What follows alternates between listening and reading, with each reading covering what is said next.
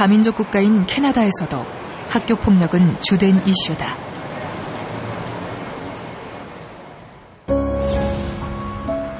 학창 시절 내내 친구들로부터 괴롭힘을 당했던 제이미 휴블리.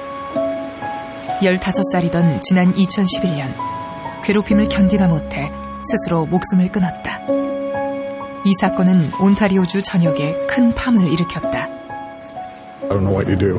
Well, it's too soon to say, of course. Right now, we're just sharing with the family and feeling their pain with them. But I do hope that it starts a conversation across the city about what we can do. I think Jamie would be really happy to see that things are going to change for kids like him. Kids who struggled with bullying and depression and yourself or 이 사건을 계기로 지난 2012년 6월 온타리오주에서는 괴롭힘 방지 법안이 통과됐다.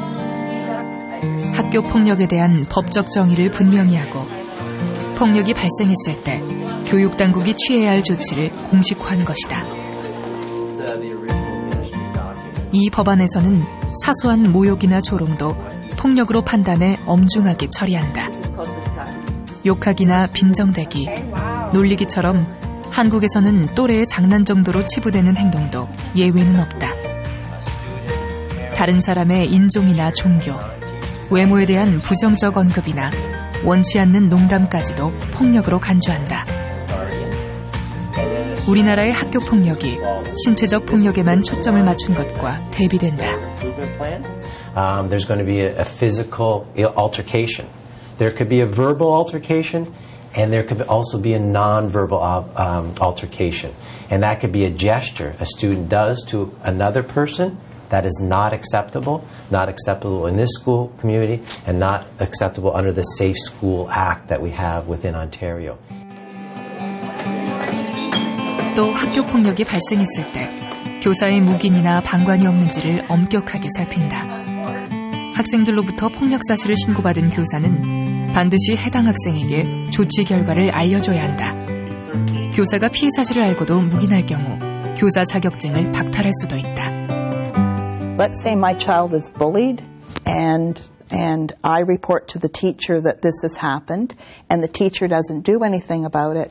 In fact, I can go to the College of Teachers or to the school board and that teacher is disciplined for not following through.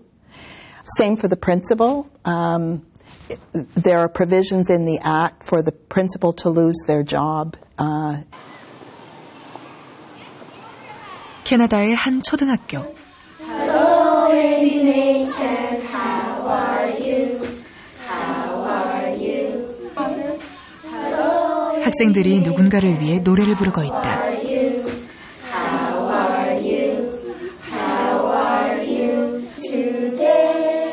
교실에 초대된 아기는 태어난 지 갓 6개월이 지난 네이트다. 아기의 사소한 몸짓 하나하나에 귀를 기울이고 눈을 맞춘다. Squeaking the toy. He was looking at it and I saw him go like. That's how he shows he's interested. Thank you. 캐나다에서 시작돼 전 세계로 확산되고 있는 공감의 뿌리 프로그램. 아기를 교실로 초청해 1년간 성장 과정을 지켜보며 학생들에게 아기의 감정을 관찰하고 이를 표현하도록 한다. 다른 사람의 고통을 자신의 고통처럼 느끼는 공감 능력을 가르치려는 것. 공감 능력은 곤경에 처한 사람을 적극적으로 돕는 힘으로 이어진다. It's not okay to be an armchair empath. You know, to understand how others feel but not feel any responsibility to do anything about it. I call that empathy action. And in Roots of Empathy, we tell children, you are changers. You're not responsible for things that are wrong in the world, but you have an opportunity to do something about it. 공감의 뿌리가 변화의 대상으로 삼는 것은 학교 폭력의 가해자가 아니다. 폭력 앞에 침묵하는 대다수의 방관자다. In Roots of Empathy, we do not target the bully. We do not target anybody. We work with the whole classroom population. And we try to raise up their ability to understand how another person feels if they're excluded or made fun of or physically hurt, so that they feel a personal responsibility to say something or to do something. 공감의 뿌리는 학교 폭력을 절반 이상 낮춘다는 효과가 드러나면서 현재 60만 명 이상이 교육을 받았다. 캐나다 모든 주를 포함해 전 세계 10개 국가에서 시행 중이다. But the school system values grades.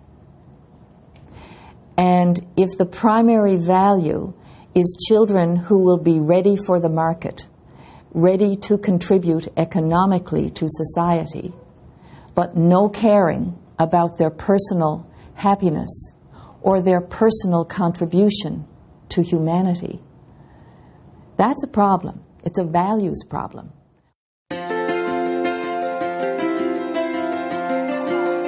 한국의 교실에서도 변화가 시작되고 있다.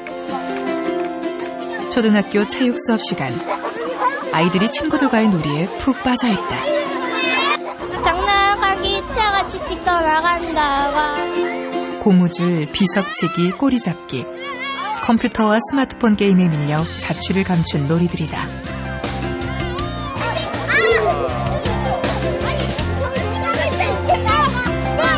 마음껏 뛰고 소리치며 운동장은 아이들의 천국이 된다. 친한 친구 지민이라는 친구가 있는데 걔랑 싸웠는데 놀이를 하고서 갑자기 아무 일도 없이 막 친해졌어요.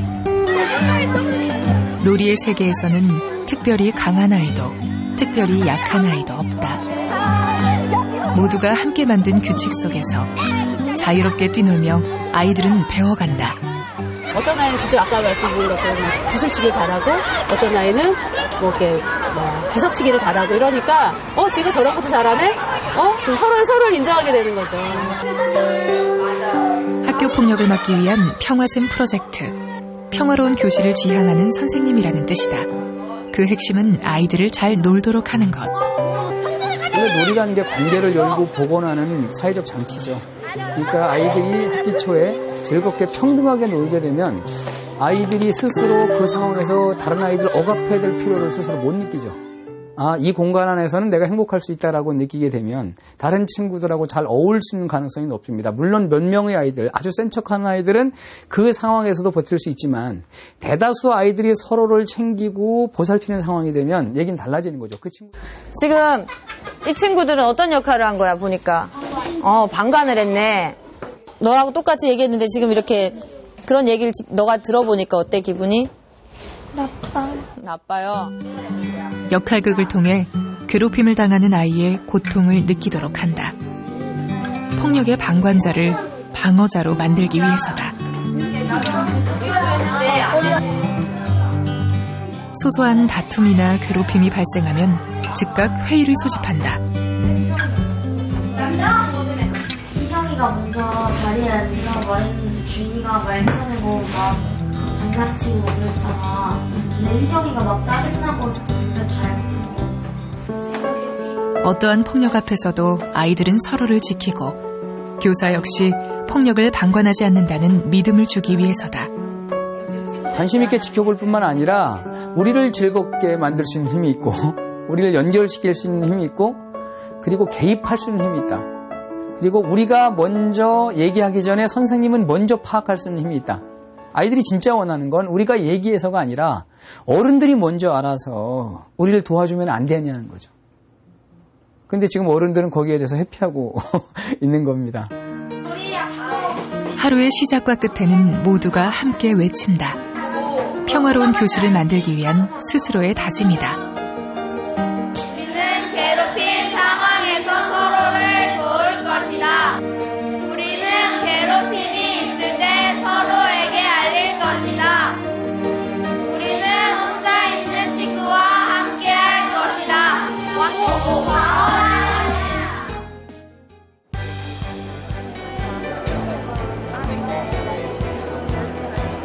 학교 폭력의 원인과 해법을 찾기 위한 토론회가 열렸다. 50개의 원탁에 500여 명이 둘러앉았다. 잘못되는 애들은 그 애들이 밑에 하위 계급이라고 해야 되나요? 그런 애들을 부려먹는다고 이렇게 하죠. 그렇게도 하기도 하고 또 그 하위 계급에서도 걔네들끼리의 경쟁이라고 해야 되죠. 저 생각에는 기성세대의 좀 무관심하고 안일한 대처. 그게 방관자를 키우는 것 같고 방관자에게 그 자식들에게 그런 거 물려주는 것 같아요. 기성세대를 향한 거침없는 비판도 쏟아졌다. 제 얘기 하나 드리자면 A 학생이 부모님께 가서 반에 왕따당한 친구가 있는데 내가 도와주고 싶다라고 했더니 어머니는 그러지 말라고 괜히 너까지 왕따당할라 그렇게 했는데 그 다음날 그 학생이 자살을 했어요. 그 A 학생이. 그래서 알고 보니 그 A 학생이 그 왕따였던 거예요. 그러니까 가장 가까운 부모님까지도 왕따를 무시하고 자기 학교폭력 당하는 피해자를 이상하게 생각하는데 우리 사회가 참 같이 아파하고 같이 어떤 그 폭력에 대해서 막고 같이 폭력에 대해서는 우리가 정오를 해야 되고 또 분노를 해야 되는데 끼어들게 되면은 오히려 나한테 피해가 오기 때문에 학교 폭력의 해법을 찾기 위한 이날 토론회는 3시간 넘게 이어졌다.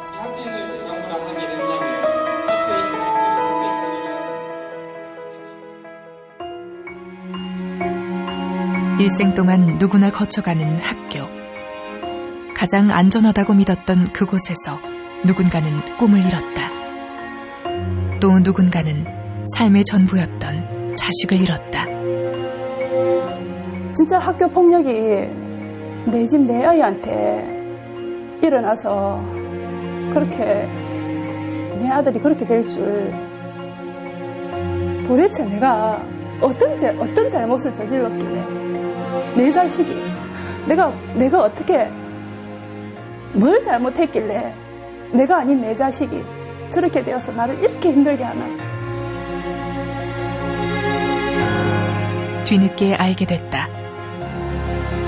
다른 사람의 고통 앞에 아무도 슬퍼하지 않는 학교. 모두가 침묵하는 세상에서 언제든 내가 그 침묵의 피해자가 될 수 있다는 것이다.